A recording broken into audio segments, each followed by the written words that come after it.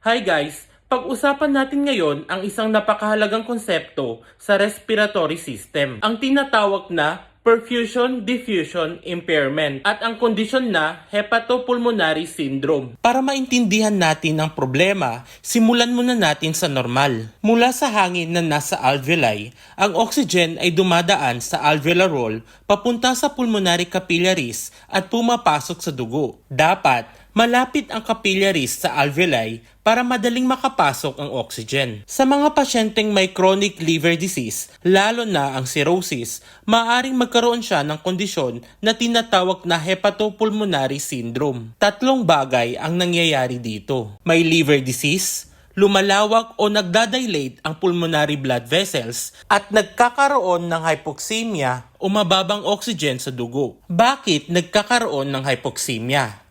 Ngayon, ito ang critical part. Kapag ang pulmonary capillaries ay sobrang lawak, ang ibang red blood cells ay napupunta sa mga lugar na malayo sa alveoli. At tandaan, limitado lang ang distance na kayang i-travel ng oxygen. Kaya kahit may oxygen sa alveoli, hindi nito naaabot lahat ng dumadaang dugo. Ang resulta, hindi sapat ang oxygen na pumapasok sa dugo. At ito ang tinatawag nating hypoxemia. Tinatawag natin itong perfusion-diffusion impairment dahil may blood flow o perfusion pero hindi efficient ang paglipat ng oxygen o hindi efficient ang diffusion. So kahit dumadaloy ang dugo, kulang pa rin ang oxygen na nakukuha nito. May isa pang concept na kailangan natin pag-usapan, ang right to left shunt effect. Ibig sabihin nito, may dugo na dumadaan sa lungs pero hindi properly na na-oxygenate. Sa hepatopulmonary syndrome, parang ganito rin ang nangyayari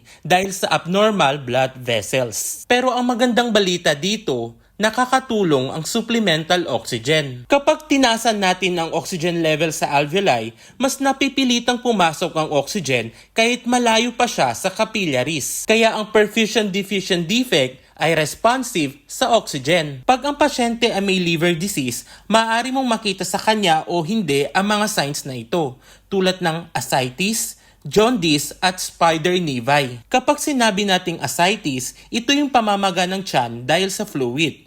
Pag sinabi naman nating jaundice, ito yung paninilaw ng balat o mata. At ang spider nevi naman, ito yung parang mga ugat na kumakalat sa balat. Isa pang sign ay ang digital clubbing. Ito yung lumalaki o bumibilog ang dulo ng daliri ng isang tao. Nangyayari ito dahil sa long-term low oxygen level sa katawan ng isang tao. Pag-usapan din natin ang platipnya. Isa ito sa pinaka-unique na sintomas kung ikaw ay may hepatopulmonary syndrome. Kapag sinabi nating platipnya, ikaw ay nahihirapang huminga kapag nakaupo o nakatayo. Bakit ba nagkakaroon ng platipnya ang taong may hepatopulmonary syndrome? Dahil kapag nasa upright position ang pasyente, mas maraming dugo ang napupunta sa lower lungs, kung saan mas malala ang vessel dilation. Kasama ng platipnya ang orthodioxia. Kapag sinabi nating orthodioxia, bumababa ang oxygen level ng isang tao kung siya ay nakatayo o nakaupo. Tandaan natin ha,